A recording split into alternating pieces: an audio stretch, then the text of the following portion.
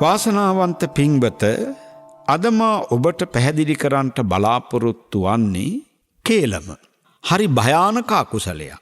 මේ කේලම කටින් කරන භයානක අකුසලයක්.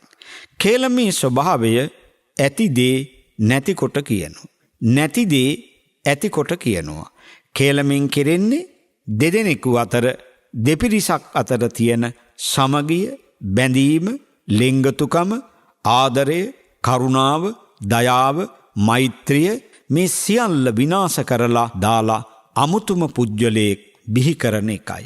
ඒ නිසා ඒවා කරන්න යම් යම් ලාභ ප්‍රයෝජන බලාපොරොත්තුවෙන් වෙන්නත් පුළුවන්. නිලතල රැකගන්නත් වෙන්න පුළුවන්. නමුත් තමන්ගේ ආත්ම සුඛ විහරණය සඳහා නොකටයුතු දේවල්, අකටයුතු දේවල් කරමින් පහත් විදිහට, ලාමක විදිහට හැසිරෙමින් කටයුතු කරනකොට ඔබ යම්කිසි මානසික තෘප්තියක්, සතුටක් తాවකාලිකව වින්දත් සදාකාලික දුකකට ඔබව පත් කරાવી. කේලමෙන් කරන්නේ ભેද බින්න කිරීම, විනාශ කිරීම.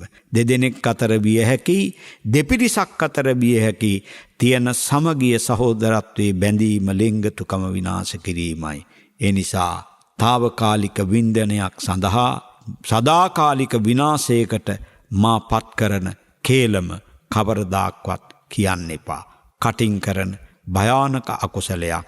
ඔබ හොඳ මිනිස්සෙක් හැටියට ඔබේ ආත්ම ගෞරවය රැකගෙන හොඳ සීලාචාර සත්පුරුෂ මිනිස්සෙක් හැටියට ජීවත් වන්නට බුදුරජාණන් වහන්සේ දේශනා කරපු නිවැරදි මඟ තෝරාගෙන ඒ ඔස්සේ ඔබට ගමන් කරන්න පුළුවන් හැකියාව තියෙනවා.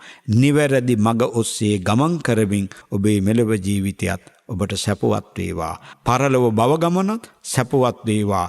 දෙලොව සැප ලැබීමෙන් අමා සැප සලසා ගන්නට ඔබට ශක්තිය, ධෛර්යය, වාසනාව ලැබේවා කියලා ප්‍රාර්ථනා කරනවා. තෙරුවන් සරණින් ඔබට යහපතක්ම වේවා.